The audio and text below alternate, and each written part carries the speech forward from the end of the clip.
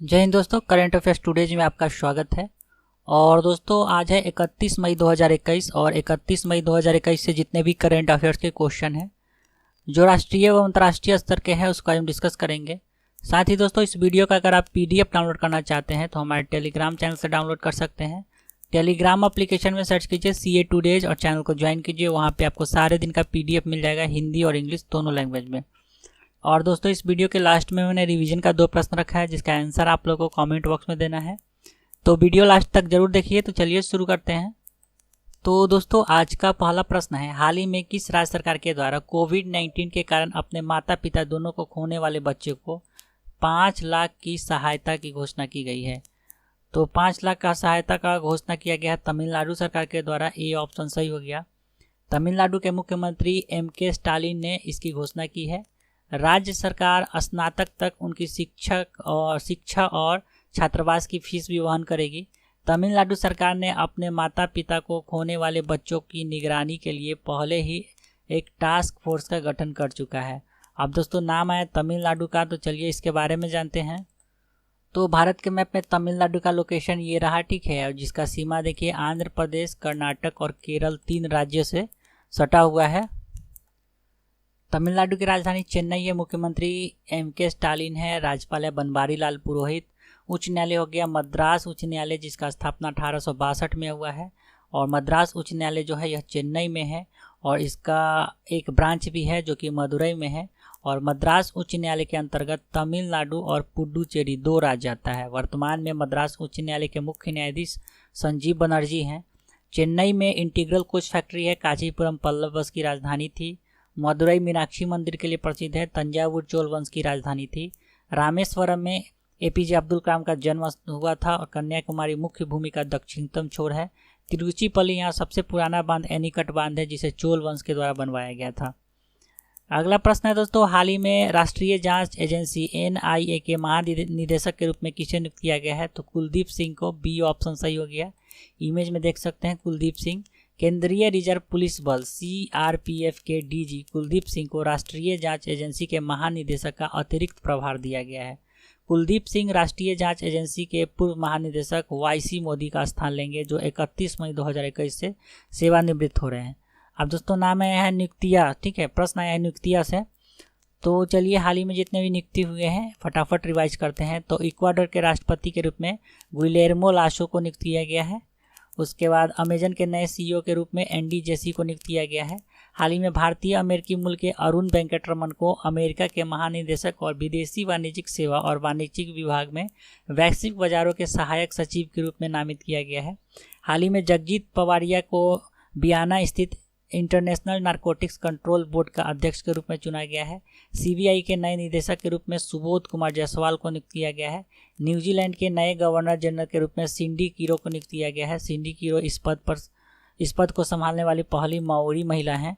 और उसके बाद दोस्तों reserve bank of India innovation hub के CEO राजेश बंसल को नियुक्त किया गया है। और कांगो के नए प्रधानमंत्री के रूप में कोलिनेट मकोशो को चुना गया है। नेक्स्ट है दोस्तों, हाल ही में भारतीय तटरक्षक जहाज सजग को किसके द्वारा कमीशन किया गया है?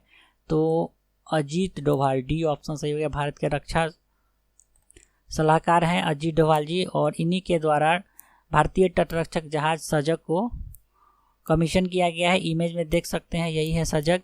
और सजग 105 मीटर अपतटीय गश्ती जहाज OPVS की श्रृंखला में तीसरा है और इसे गोवा शिपयार्ड लिमिटेड के द्वारा स्वदेशी रूप से डिजाइन और निर्मित किया गया है। नेक्स्ट है, हाल ही में किस मंत्रालय के द्वारा युवा योजना शुरू किया गया है? तो युवा योजना शुरू किया गया शिक्षा मंत्रालय के द्वारा। C ऑप्शन सही हो गया। और शिक्षा मंत्रालय ने युवा लेखकों को सलाह देने के लिए प्रधानमंत्री योजना युवा शुरू किया गया है। इसमें 30 वर्ष से कम आयु के युवा और नवोदित लेखकों को प्रशिक्षित किया जाएगा। युवा का पूरा नाम young upcoming and versatile authors है और यह India@75 प्रोजेक्ट का एक हिस्सा है। अगला प्रश्न है, हाल ही में सबसे ऊंची चोटी माउंट एवरेस्ट पर चढ़ने वाले सबसे अधिक उम्र के व्यक्ति कौन बने हैं? ठीक है, तो उनका नाम है आर्थर मुइर। A ऑप्शन सही हो गया। इमेज में देख सकते हैं यही है आर्थर मुइर। 75 वर्षीय आर्थर मुइर दुनिया के सबसे ऊंचे चोटी माउंट एवरेस्ट 1848.86 मीटर पर चढ़ने वाले सबसे उम्रदराज अमेरिकी बने हैं। इनके अलावा हांगकांग की त्यांग यिंग हंग ने 26 घंटे से भी कम समय में चोटी पर चढ़ाई की, जो बेस कैंप से शुरू होने के बाद किसी भी महिला द्वारा लिया गया सबसे कम समय है। अगला प्रश्न है, हाल ही में किस देश ने मुद्रा विनिमय सुविधा को मंजूरी दी है? तो बांग्लादेश ने। बी ऑप्शन सही हो गया। बांग्लादेश के केंद्रीय बैंक ने श्रीलंका को $200 मिलियन मुद्रा विनिमय सुविधा को मंजूरी दी है और यह 2021 में द्वीप राष्ट्र को महत्वपूर्ण वित्तीय सहायता देने वाला पहला दक्षिण एशियाई देश बन गया है। इस संदर्भ में मुद्रा स्वैप बांग्लादेश द्वारा श्रीलंका को डॉलर में दिया गया एक ऋण है, जिसे इस समझौते पर के साथ दिया गया है कि ऋण की वापसी जो होगा ये श्रीलंकाई रुपया में ब्याज के साथ चुकाया जाएगा। ठीक है। अगला प्रश्न है, हाल ही में केंद्र सरकार के द्वारा no permission no take off NPNT अनुरूप ड्रोन संचालन के लिए कितने अतिरिक्त ग्रीन जोन साइटों की मंजूरी दी गई है?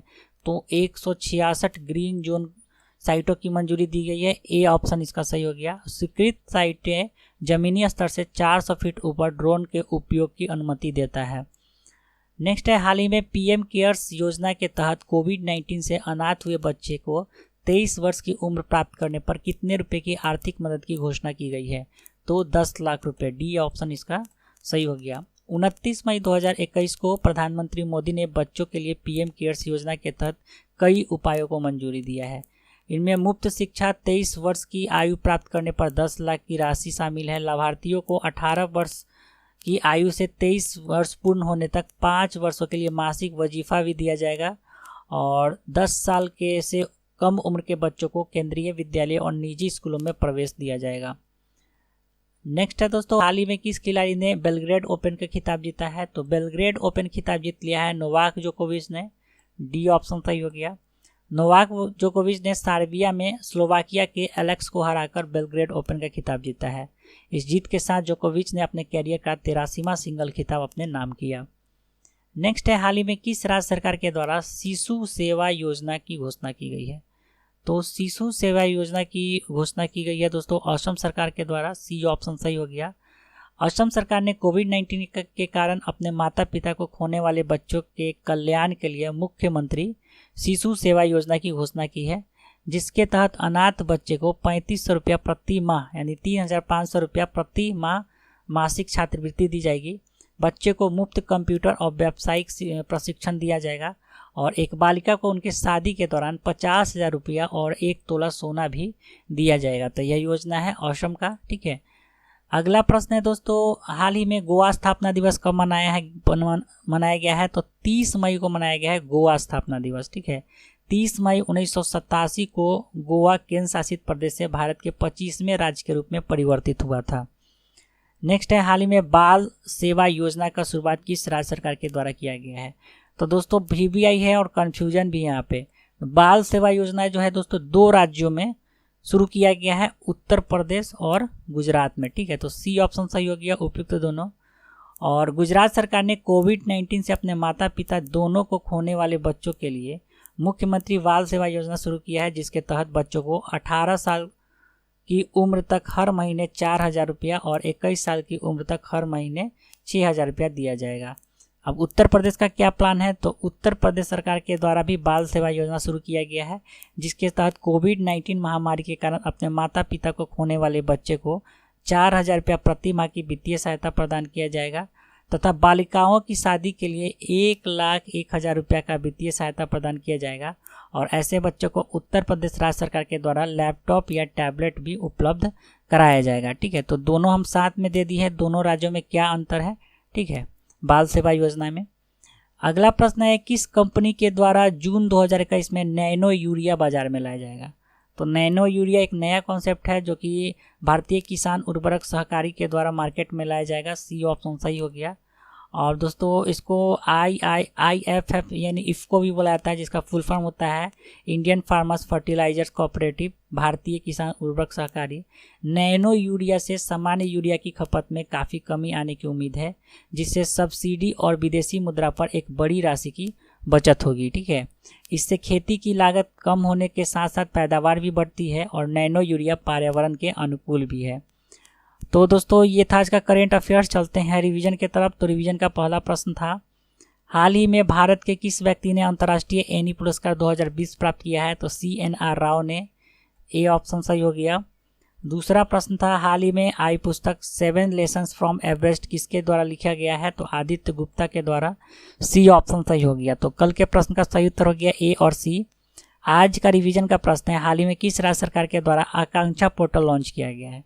और दूसरा प्रश्न है, हाल में भारतीय सेना किस देश से पट्टे पर 4 हेरॉन TP ड्रोन लेगी? तो इस दोनों प्रश्न का उत्तर आप लोग को कमेंट बॉक्स में देना है। तो चलिए दोस्तों, आज के लिए इतना ही। आशा करता हूँ आपको यह वीडियो अच्छा लगा होगा। तो वीडियो अगर पसंद आ रहा है तो वीडियो को लाइक ज़रूर कीजिए तथा अपने दोस्तों में ज़रूर शेयर करें। और चैनल पर नए हैं तो चैनल को सब्सक्राइब कर ले, साथ में बेल आइकन भी दबा दे, जिससे सारे वीडियो का नोटिफिकेशन आप लोग को मिलता रहे। तो चलिए दोस्तों, मिलते हैं जल्दी फिर एक नए एपिसोड के साथ। तब तक के लिए जय हिंद।